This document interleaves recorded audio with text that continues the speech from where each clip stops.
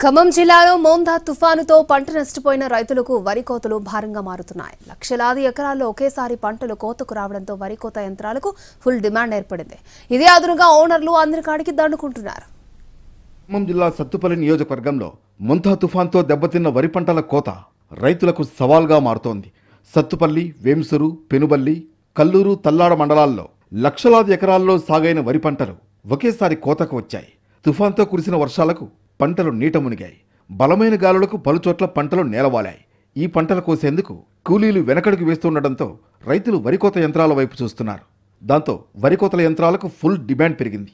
గతంలో ఈ మిషన్ల కిరాయి గంటకు 2000 నుంచి 2500 వరకు ఉండగా ప్రస్తుతం 3000 నుంచి 3500 రూపాయల వరకు వసూలు చేస్తున్నారు.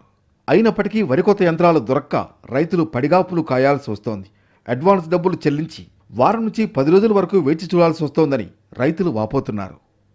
కంటే వరి కోతలో ఇప్పుడు వర్షపాతం అధికంగా ఉండడం వల్ల కోత మిషన్లో ఎక్కువగా టైట్ ఉండడం వల్ల రైతులు అధిక సంఖ్యలో కోత మిషన్ల కోసం వెయిట్ చేస్తున్నారు.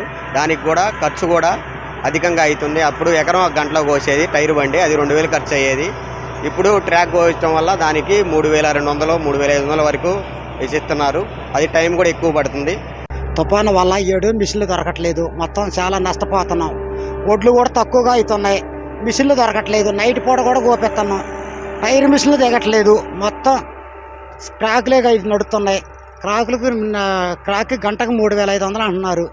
చాలా ఇబ్బంది పడుతున్నాం. అయితే సత్తుపల్లి నియోజకవర్గంలోని ప్రతి గ్రామంలో వరికోత యంత్రాలు 2-3 ఉన్నాయి. వీటిని స్థానికులు ఏజెంట్లుగా ఉండి నిర్వహిస్తున్నారు. ఇతర రాష్ట్రాల నుంచి వరికోత యంత్రాలు తెప్పించి అందిన కాడికి వసూలు చేస్తున్నారని రైతులు అంటున్నారు. ముందుగా డబ్బులిస్తామన్నా ఏజెంట్లు తీసుకోవడం లేదని చెబుతున్నారు. వరి పొలాల్లో బురద ఉందని చైన్ హార్వెస్టర్తో కోత కొయ్యాలంటూ ఎక్కువ మొత్తంలో డిమాండ్ చేస్తున్నారని ఆరోపిస్తున్నారు.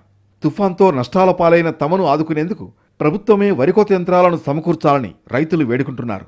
తడిసిన, రంగుమారిన ధాన్యాన్ని నిబంధనలు లేకుండా కొనుగోలు చేయాలని విజ్ఞప్తి చేస్తున్నారు.